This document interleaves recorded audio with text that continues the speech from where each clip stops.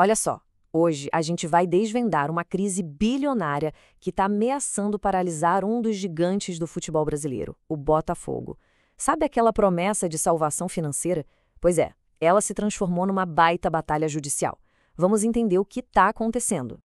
100 milhões de euros. É esse o número. É exatamente isso que a SAF do Botafogo precisa, assim, para ontem, para evitar um colapso financeiro total. Mas a grande pergunta é, de onde vem tanta pressão? Pois é, sem essa grana, o clube encara o que o pessoal lá de dentro está chamando de asfixia financeira. E o que é isso na prática? Imagina só, não ter dinheiro para o básico do básico, sabe? Pagar salário, pagar fornecedor. A coisa é séria, é uma ameaça real e que está batendo na porta. Tá, mas como é que a situação chegou nesse ponto crítico? Para a gente entender de verdade, a gente precisa olhar para dentro do clube, sabe? Olhar a relação ali entre o que se deve e o que se ganha. E o número é de assustar. A gente está falando de quase R$ 1 bilhão em passivos. 1 bilhão! E boa parte dessa conta veio de uma estratégia bem agressiva. Comprar jogadores caros, de alto nível, para tentar trazer resultado rápido dentro de campo. E esse gráfico aqui, nossa, ele escancara o problema. É gritante. Dá uma olhada. A barra das despesas lá em cima, disparada. E a das receitas, bem mais baixa. O resultado, um prejuízo de quase 300 milhões de reais. É uma conta que, falando português claro, simplesmente não fecha. E o mais maluco disso tudo é que essa crise acontece bem no coração do modelo SAF, a tal da Sociedade Anônima do Futebol. Pensa bem, a SAF foi criada justamente para ser a solução, né? Para trazer gestão profissional, estabilidade financeira, separar as coisas. Mas olha que ironia. No caso do Botafogo, a SAF virou o epicentro do problema. E, claro, essa pressão financeira toda não ia ficar só no papel, nos balanços. A coisa explodiu e virou uma batalha de acionistas bem complexa. Uma briga, na real, pelo controle do clube. Então, a gente tem de um lado o John Textor com a empresa dele, a Eagle Football, que é o dono da maior parte, né? Ele está alegando má gestão. E do outro lado, o que a gente pode chamar de coração do time, o clube social do Botafogo. Eles estão na briga para garantir o dinheiro prometido e proteger a parte deles, que é de 10%. E essa linha do tempo aqui mostra direitinho como o negócio foi de mal a pior e muito rápido. Começou lá atrás, em 2022, com a promessa de grana, avançou para 2025 com o Textor processando a própria SAF e logo depois a justiça teve que intervir e congelar tudo. Ou seja, um impasse total.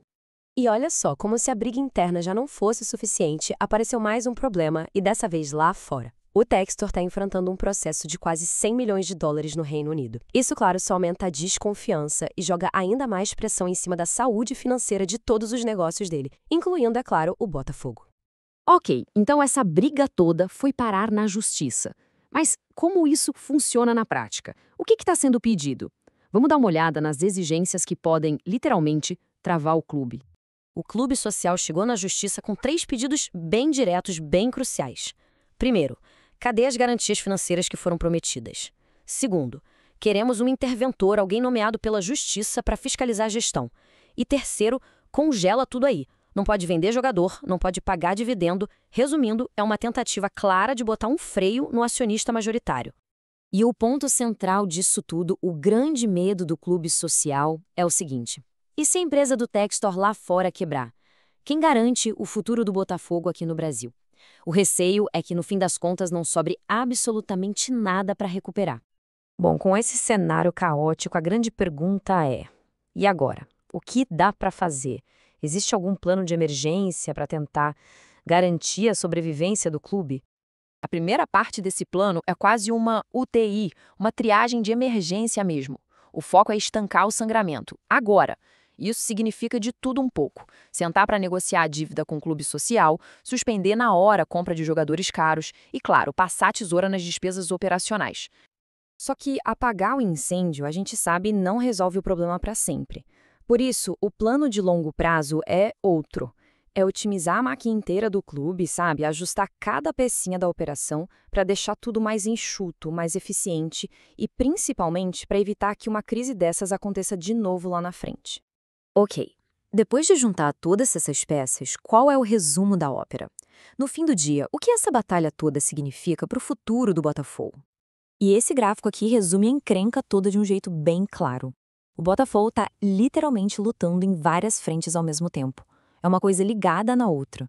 A dívida interna gigante alimenta a briga com o clube social, que fica ainda pior por causa dos problemas do Textor lá fora, que por sua vez aumenta a urgência por dinheiro. Tá tudo amarrado. No final, o resultado dessa verdadeira guerra corporativa é o que vai definir o destino do Botafogo. E a pergunta que fica no ar, e que é a mais importante de todas, é essa: será que o Botafogo vai conseguir vencer a sua maior batalha? Uma batalha que não está acontecendo no gramado, mas sim fora de campo.